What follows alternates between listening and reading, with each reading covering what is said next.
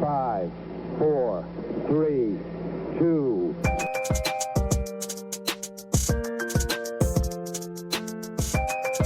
Tier 1 performance.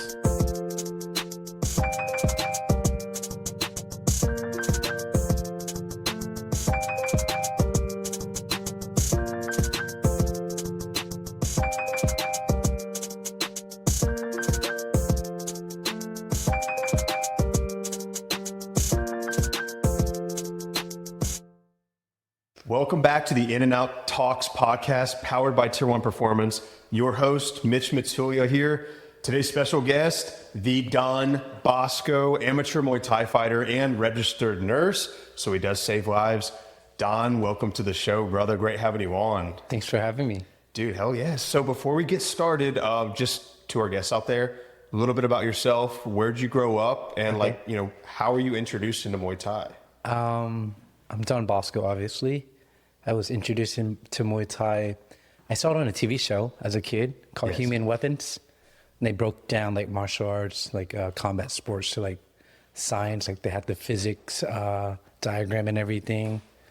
And then I started when I was probably like 23, 24. Yeah. And then I just woke up one day and was like, now's the time to do it. And then No better time than now. And then, and now like it's like kind of like taking over like the Western world. The popularity is like rising. So it was just a good timing to do it. That's awesome, man. And so you're from the northwest side of Houston, correct? Yeah. I'm originally from New Orleans. Yeah. Shout out. Yeah. And when'd you make the move over to Texas? So I always lived here every summer with my relatives. And then I made the final move in 2008, 2009 to middle school. Okay. Yeah. So, Dude, awesome. And did you play any other like organized sports throughout your childhood prior to martial arts? I think my first sport was soccer. Okay. That definitely helped a lot. The footwork and everything, hand-eye coordination. And then I just dabbled like recreationally in basketball. Yeah. Yeah. I mean, what's your game like? To shoot threes? Like play some good defense? I'll do whatever the team needs me. I'm a team player. 6-man? Okay. Yeah, Off the bench? I like it, man. So you grew up watching cartoons. That's what kind of like, inspired you to starting martial arts training. Now, initially when you started, did you immediately start at Sammy's or did you start at another gym? So back in the day, I think probably so we're in 2025 now. Mm-hmm.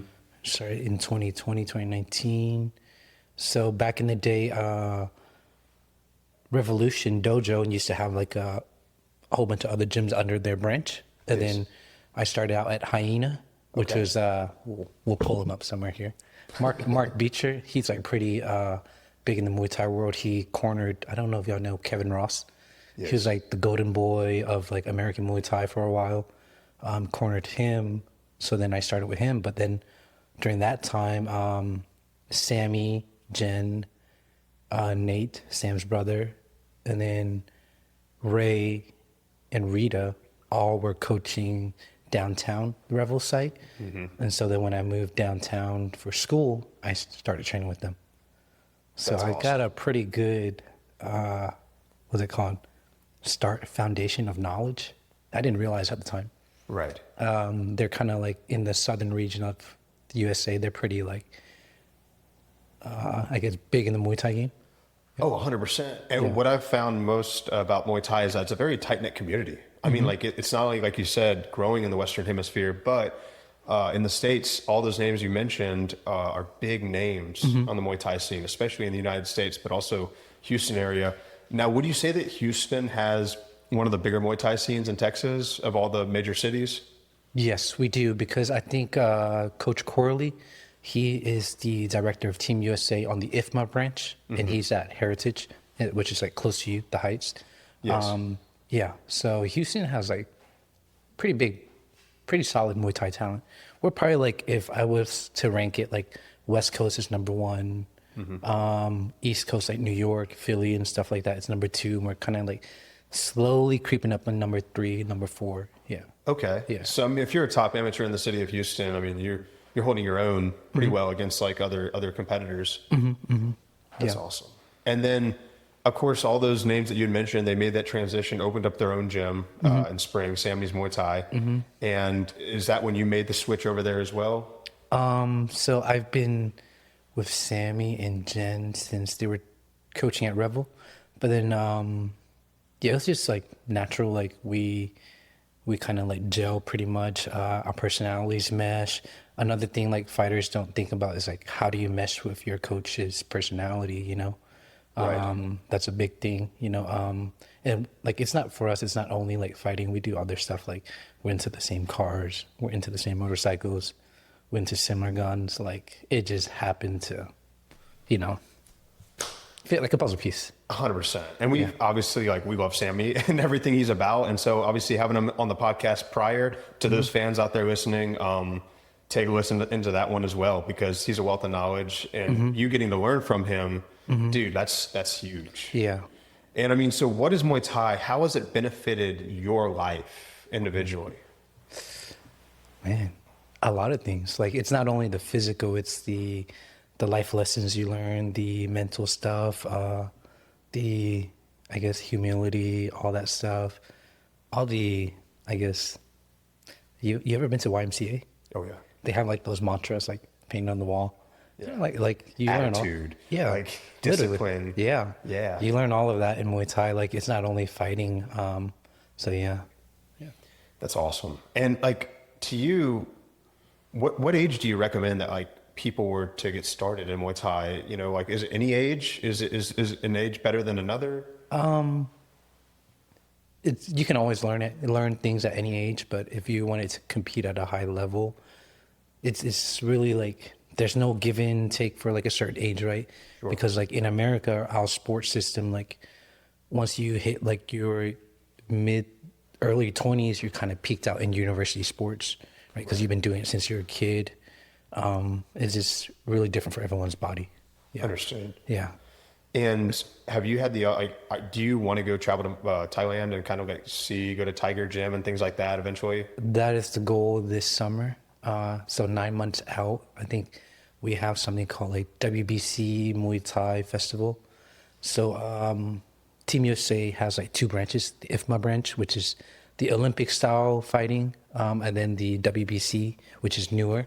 WBC is like that green pretty belt that Canelo has, and they started like a national team too. And are there any rule differences between those two affiliates? I don't know. Okay. I trained at the Olympic Center for the IFMA team, and I know like there's different coaches and everything, but some athletes do dabble in both. Okay. Yeah. Awesome. But I think IFMA has been around longer, and then WBC is like newer. Got you. And in your personal experience, I know, when was your first time competing? First time. Ooh. I remember this one because I knocked the guy out.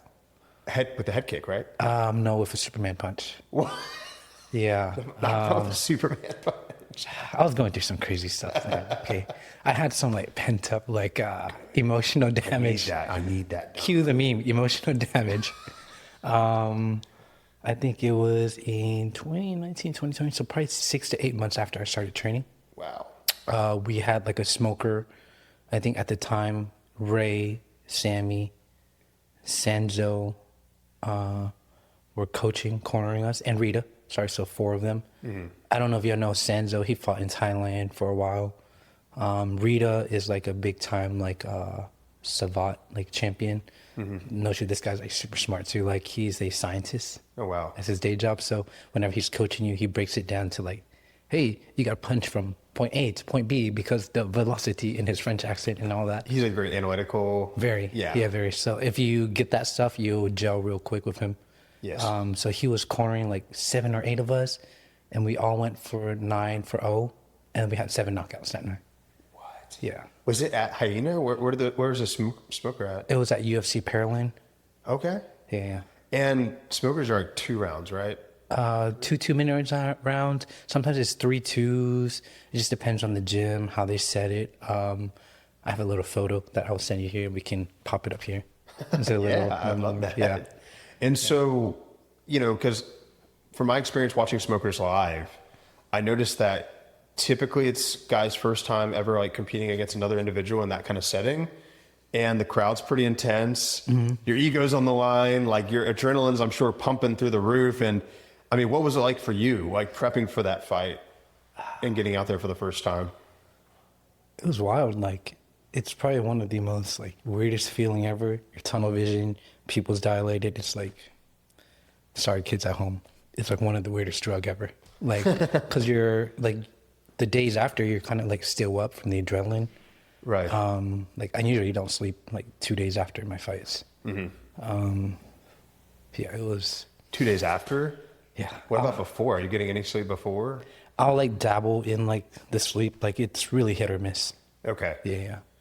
Wow. And then were you just hooked after that? I mean, like just the adrenaline rush, like being like so in the zone for that period of time. Like I just feel like you're in the moment. You know, you're not thinking about anything else. Yeah. It's when they say like time slows down when your adrenaline's pumping, it's kind of true. Like you see all the minute details of like a person.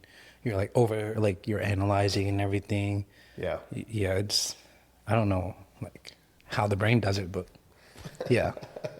I guess there's something like, you know, that back in the day we had hunters and gatherers. Maybe like that hunting brain turns on. Right. Maybe that's what it is. That's awesome, dude. It's just like very primitive. Mm-hmm. And so it was a second round KO?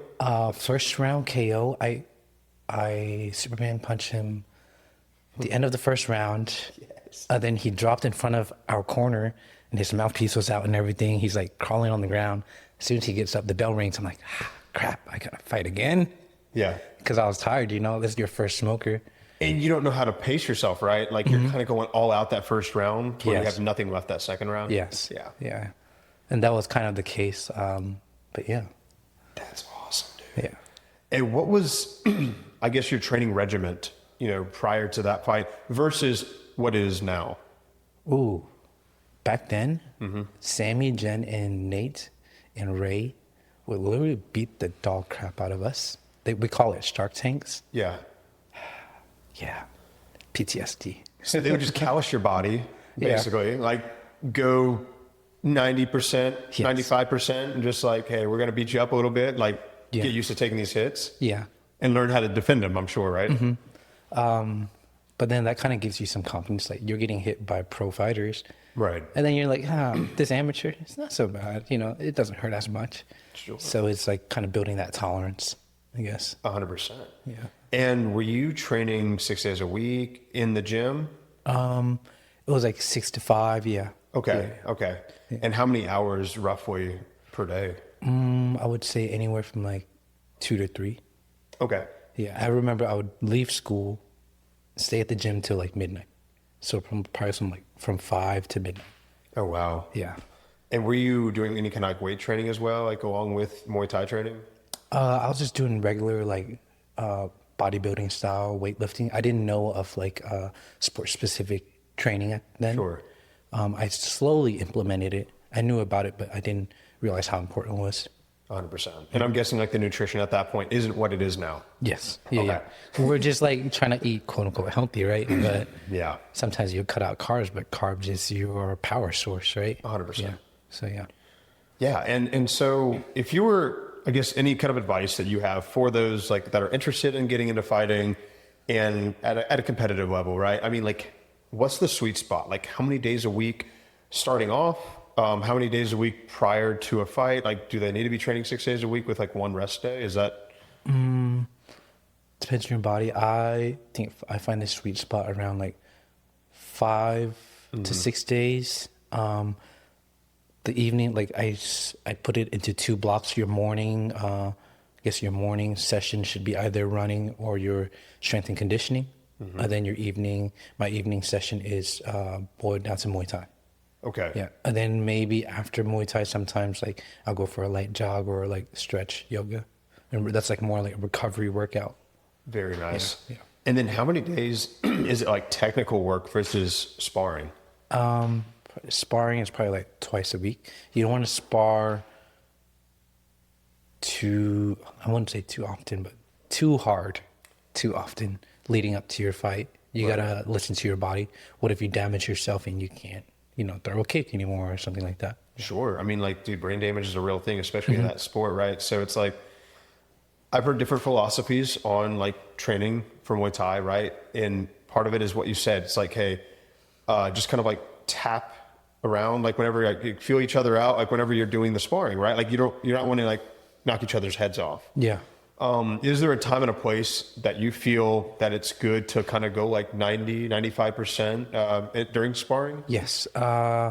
We call it like shark tanking or like fight simulation. Yes. So that's probably like 4 to 3 weeks out. You don't want to do it within like 3 weeks and under. Just in case you do take some damage, right? Yeah. Yeah. I know some gyms that do. I'm just like, Right. I'm not going to comment on it, but yeah. I'm not gonna not naming names. I'm not gonna point any elbows, but I was like, you got to be smarter with you. You kind of almost got to strategize when it comes to your fight camp too. Yeah. Yeah. So yeah. And part of that, which I've had the honor of and the privilege of working with you on your nutrition protocols, man, prior to fight camps, what is your take now? What is your philosophy on how many weeks out should you get started with the nutritionist? When should you get your food in check? When should you get your training regimen in check, like for a fight? I think I think we try to do at least 6, right? 5. You did the right way. You came to me like 2 months prior. Yeah. To where it was like we had a good 8 weeks, I think. Yeah, I think that's for the minimum for me. Like if I get a fight notice, I don't want it to be a month out, like 4 weeks. I want it to be at least 6 or more, just personally for me, so I can like prep all my life stuff on top of the sports stuff. Correct. Yeah, but I like that 8-week schedule we're on. Yeah. Because it preps. It's like a slow build up versus like 4 weeks. Let's get going. You know. Right. Yeah. And you don't stay too far outside of like fight weight. You know what I mean? Like, and I think there's a lot to be said about that because I think some guys they have to cut way too much weight where it's unhealthy, right? Everyone's different. Everyone's goals are different. But where do you feel like how many pounds is like a sweet spot from your fight weight that you should stay at in the off season? Sammy always says like 10 to 15. For me, yeah, that's about right too, because you don't want to be too close to your fight weight where you're not properly recovering, your body doesn't have enough fat, and you're always sick. And then you don't want to be too heavy where you're like, dude, get your life together. You know, you're eating donuts all day. Yeah, Exactly. Then you have to like, what? And your body, like I reference, is a vehicle, right? So it's like if you're a Ferrari, you got to eat quality foods. You want to treat it like such because if you don't, it's like that's going to cut into your sleep. It's going to cut into your training. You're not going to be able to train as hard, recover as well. And all these factors, I mean, make you, it's a game of percentages, right? So any little percentage you can get, it's going to put you ahead of the next guy. yeah. Because, man, like speaking of percentages, I've seen the kids and the fighters who train at the Olympic Performance Center in Charlotte. I'm like, yeah, they're like freaking Terminators. They're locked in, dude. Yeah, I mean, like- they're robots. Like they're regimented, right? Like even the kids, like when we would huddle up, like laser focus. What's the instruction? Give me it. I'm ready to do it. Like I'm like, dude, you are 13. Enjoy your life. But you know, they really love Muay Thai and they're talented. And these are kids that are eventually, hopefully, going to be on the Olympic team or the national team. They're on the youth national team right now. Okay. Yeah, and I think I'm gonna retire by the time they're adults. I'm gonna just say that. Yeah. Yeah. So, because, you know, the younger you start, and nowadays they have like social media, they can learn real fast, and they have all the technology, and then the sport's growing for them. So, yeah, we're pretty lucky in America right now. Well, is it similar to soccer in a sense that like they room and board these kids, like they go to different schools, or like how is it set up for the youth organizations? I don't think they're room and board. They just train at their local gym. Let's say, I think East Side Muay Thai in Jersey. Correct me if I'm wrong. They have a pretty talented youth national team. One of their coaches on the national team, and maybe they just live out there and they just happen to train out there. And they're always, I think these kids, like they go to school and they do Muay Thai. You know how like kids in America go to football, soccer. Right. This is what they're doing on their off time. So that's their sport. Wow. Yeah. Okay. And their nutrition, I'm sure, is Yeah, pretty in check. I'm gonna say this: they were ripped. They're ripped. Yeah. Yeah. Like the way that kids should look, like in a way. Like, Yeah. like, yeah. I better see some abs or something. Jesus, making grown men look bad. Just sometimes. specimens, right? Yeah, Dude, I mean, that's kind of like the future of sport in the United States for everything, right across the board. Like we deal with a lot of baseball and football athletes, but it's like, dude, the martial artists are getting started at a younger age and they're starting to train smarter Yes. to where like the longevity is there. Yeah. Like they're not taking the brain damage. They know about proper nutrition, proper hydration, and then proper like sleep regimens and stuff like that. So their recovery's much better. We even had a class when we were in Charlotte. They made us do like a nutrition class and everything. So that was a part of the regimen already. Like, so they're already learning that from a young age. You know, remember when we were in like elementary, middle school, we weren't learning that. We're playing video games. You know? Yeah. And correct me if I'm wrong, but I feel like in the past with mixed martial arts and Muay Thai, you could take just a very athletic dude from like football, put him into Muay Thai or put him into wrestling, and he would hold his own. Yeah. And we've even seen professionals in the UFC pick up mixed martial arts in their early 20s, which is crazy. But because they've developed fine motor skills from other sports, it translates real well. Yes. Is martial arts at a state right now where you need to learn it from a young age? Like that doesn't really happen. It's like a 1 in a million situation. Oh, it's a given. It's a gray area, right? Because we have some fighters who start late, and because they're able to be more mature, they're smarter with their training, and they're more like methodical, and they learn how to reduce the risk. So that allows them to go into their late 30s, early 40s. Because I noticed like when you're younger, you take more risk. It's really like there's really no Right or wrong, right? finite like parameter, right? True. So, yeah. I like that because I mean, I'm sure you've seen it. I've seen it like, you know, guys hop into jiu-jitsu or Muay Thai in their late teens, early 20s, but maybe they were 4 sport athletes growing up and like they're big, strong guys and they hop into that and they're like, they take well to it, they get addicted to it and they start training, you know, 5-6 days a week and they get really good really quick. And they're also just smarter because their brain's more developed. Yes. I think like sometimes there's the other route to that. Like if they were like a previous athlete and they have a lot of damage in their body and now they start combat sports and it really kind of doesn't work out well for them. That's another one too I've seen. But yeah, the different sports does help with the coordination and the different movements. You pick up movements quicker. Yeah. Yeah. Do you feel like burnout's a real thing in martial arts world or, you know, have you seen it firsthand? With any sport. With any yes, sport? Yes. Yeah. Definitely. If you do it too much, too often, I think I hit a slump probably like after the October fight, the one I lost, the debut. I was like, because I was doing it too much, too often, and I haven't had a break since then. But then you learn to do different things. Yeah, it's a real thing. Yeah, For sure. yeah. And, you know, is there a real legitimate off season? Like, I mean, how does off season look versus fight prep for those who don't know out there? As far as like the frequency, the amount that you're training, the weight training regimen, things like that. There's never really an off season because fights are always happening. And Muay Thai fighters fight more often, correct? Yes. Yeah. Especially now in America where we have so many more promotions. We have like 3 Pillars, Warriors Cup, which is like really prestigious promotions out in I think it's in New York. Don't hold me to it. They feed into one championship. So that's where a lot of amateurs are headed. But yeah, there's never truly an off season. It's just a matter of how much you want to compete. Then you get to, you know, decide your off season. And how many fights per year would you like to be, you know, competing in? I always try to average around 4. One per quarter type of thing? 4, yeah. Or like I'll do one big tournament and you get multiple fights then. Okay.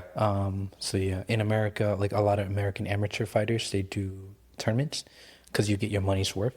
And it's promotions are really far and few in between. But now it's like slowly growing. Awesome. And this past summer, you fought in the TBAs in Iowa. And I want you to kind of like weigh in on that. How was your experience fighting in the TBAs? And what exactly is that for those listening? It's one of the biggest amateur national tournaments for Muay Thai. Man, all the who's who is there. The next up-and-coming guys. Luke Leslie was there cornering some guy. Brian Popejoy, who coaches Jackie Boonton. Janet Todd was there. He was like kind of reffing, judging the fights. Yeah, you see everyone there, but How was that? That's a good experience. Like, you want to go there and get as much fights as you can. You don't want to be the guy, no offense to anyone, you don't want to be the guy sitting on the side waiting to fight at the end of the week. Because it could happen, right, where your bracket's unbalanced. And let's say, for my case, I was a guy who fought all week long. I had 2 fights in total. And then my opponent in the final only had 1 fight, which was me. He was fresh, right? And I was kind of banged up. I was like, but you want to get as much fights as possible when you go to these kind of tournaments. So it's not about, yes, you want to win the title, but also as an amateur, you want to turn out as much fights as you can, because your amateur record, once you go pro, just, erases. But tournament fighting is different from one night fighting. Oh, yeah. Because tournament fighting, you got to adjust on the fly. And you can't study your opponent for like a whole month, 2 months, right? Correct. Yeah. And just, it's a lot on your body, man. Like, because are these 3-round fights or 5-round fights? 3-round fights. 3-round fights. Yeah. How many minutes per round? I think it was 2 minutes. Really fast paced. 3 twos, yeah. That's wild. And so this tournament started on Thursday at the TBAs, right? And it went till Sunday? Mm-hmm. And so you fought right out the gate. I fought Friday and Saturday. That's right. Yeah. And for those listening, you came in lighter than you expected. Mm-hmm. So you were trying to fight at 145? 135? 135. And you came in below that at 130. Yeah. 132 to 130. That was your official weigh-in? Yeah. Weigh-in? Mm-hmm. And now you're thinking that you want to drop below that. Yeah. So what does the future hold for you? Like, what weight would you like to, do you feel like you're best at? For one night fights, I would probably weigh in at 130 to 127. If it's a one night fight. For tournaments, sometimes at tournaments you have to weigh in every day. So that would probably be the best situation for that. Was probably 132 if you're weighing in every day. Well, and that's the benefit of obviously reaching out to a nutrition coach earlier on. It's like you came to me like 2 months before, and so therefore you surprised yourself weighing in lighter. So you could make a decision like, hey, do I fight at this weight, or do I, move down a weight class and have more of an advantage, a more reach advantage, and things like that. As far as that goes, and I like the tournament setup, how you weigh in multiple times, because it kind of prevents the weight bullies, right? Yes. Like now it's like, okay, you can't just gain 20 pounds overnight. Mm-hmm. You're going to have to weigh in again the next day, and you're going to have to fight as close to your natural weight as possible, I'd imagine, right? Mm-hmm. Yeah. Tournament fighting, sometimes you weigh in every day you're fighting, or there's the initial and then the final day of fights where you weigh in. So, wow. Maybe like, I think at TBA it's the initial day and then the finals day. Yeah. That's awesome. Yeah. That's awesome. And so what's the next, do you want to do a tournament next, or do you want to do like an individual fight next? Ooh, I like tournament fighting. Okay. The stakes are higher. You notice like as the week goes on, the intensity ramps up and you see more knockouts. You see more like drops. Man, I've seen some kids out there. This little girl, she gets dropped, boom, at TBA, and she gets back up, traps her opponent in the corner, head kicks her, knocks her out. I'm like, what the? Like cold. Yeah. What? And how old are these girls? Like, she was probably in middle school. Wow. And that was like, I saw this all at TBA. Like, I was seeing people getting. The talent's just. Yeah, it's there. Like, but yeah, tournament is, I think so. Either I will do the Grand Nationals in 6 months, or I will do the WBC Amazing Muay Thai Festival in Bangkok, Thailand in 9 months. But I'm more favored towards the WBC tournament because it's, the setting and everything. Yes. Yeah. Dude, I'll hop on a plane and go to Thailand with you, bro. Yeah. We'll get you right. Let's do it. Yeah. That's exciting stuff, man. And for those listening out there, you're also a registered nurse, which is awesome, dude. Obviously my wife, a nurse as well. So shout out. And so how is it for you now being a nurse, professional field? What does training look like right now? So I'm currently working nights. Mm-hmm. I still train when I get off sometimes, but it's more like training to maintain my body. I'm not in competition shape, but once I get off night shifts, and go back to day shifts, I'll start competing again. But I think training definitely helps, eases the stress, of the stuff we see. So everyone should do it. I agree. Yeah. Ever since I stepped into Sammy's, I was hooked right away. Just the overall vibe and the energy from everybody. But it's like, man, you're not learning a skill set. Like, God forbid you have to use it on the street, but you walk around with a different confidence level, and you burn so many calories. Like, it's just so good for you. You're solely focused on that one thing.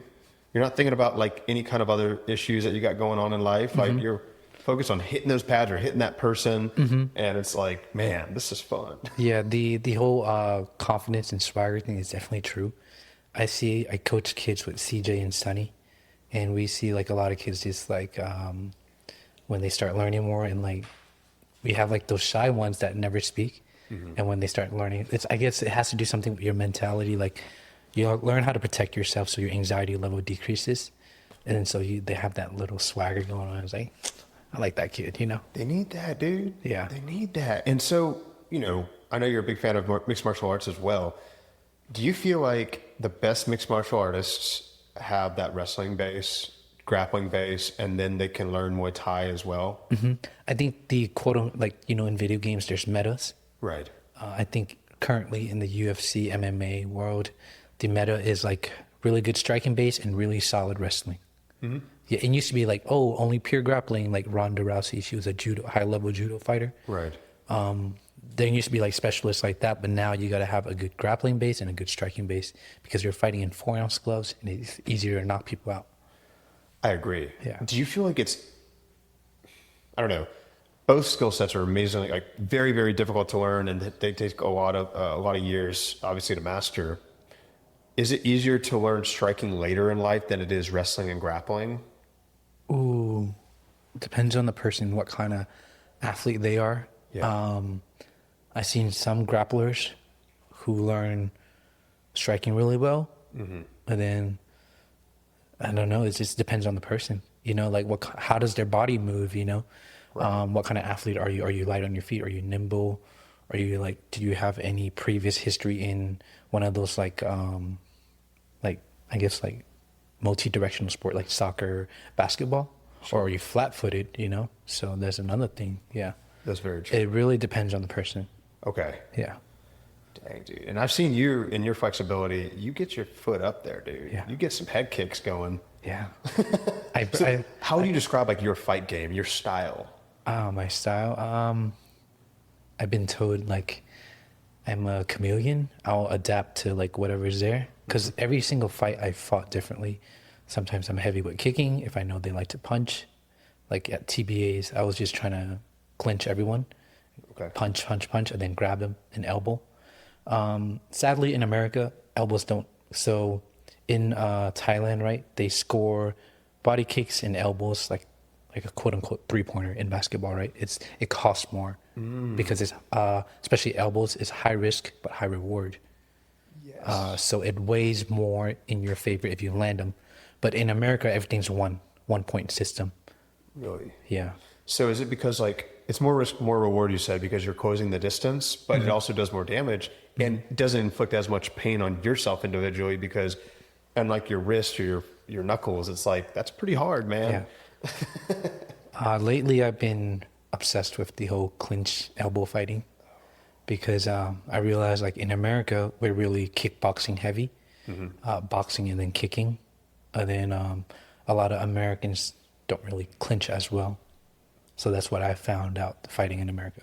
Understood. Yeah. And what are your thoughts on, in one championships, right? Is the clinch, is that big in one championship? One championship's like more entertainment based. So they want to see the punching, the brawling, right? Because you're in 4-ounce.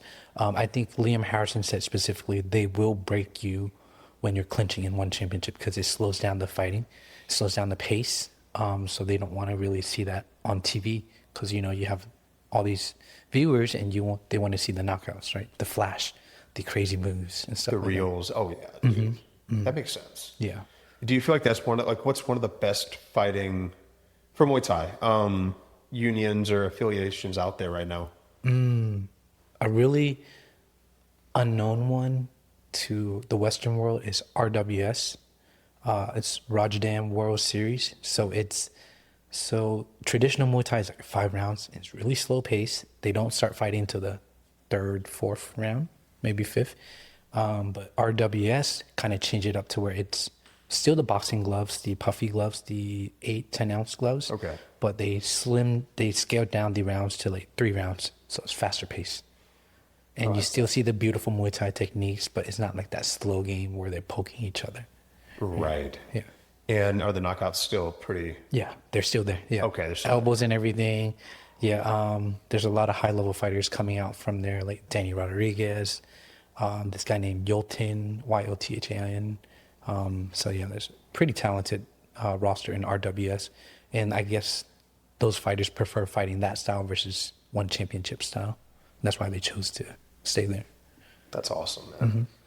Don, dude, it's been a blast having you on, brother. Any last messages you wanted to give to like those kids out there that are interested or maybe like on the fence about, you know, training mixed martial arts and Muay Thai in specific? Just do it. Dude, it's been an honor, man. We're going to get you back on, but dude, thanks a lot for today. Thank you. 5,